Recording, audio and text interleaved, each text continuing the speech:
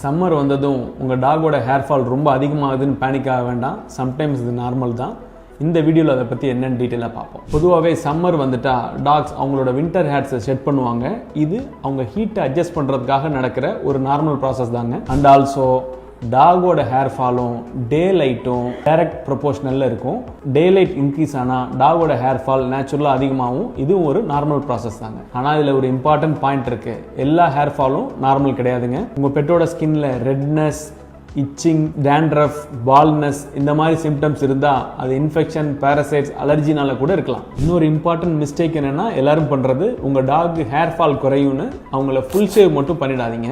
ஏன்னா உங்க பெட்ஸோட ஹேர் தான் அவங்கள ஹீட்லேருந்து ப்ரிவென்ட் பண்ற ஒரு இன்சுலேஷன் பேரியர். இந்த பிசியாலஜிக்கல் ஹேர் ஃபாலை எப்படி சார் குறைக்கலாம்னு கேட்டிங்கன்னா, உங்க பெட்ஸுக்கு மார்னிங் ஈவினிங் 2 times கோம் பண்ணி விட்டிங்கன்னா ஹேர் எல்லா இடத்துலையும் உங்கள் வீட்டுக்குள்ளே கொட்டுறதை அவாய்ட் பண்ணலாம்.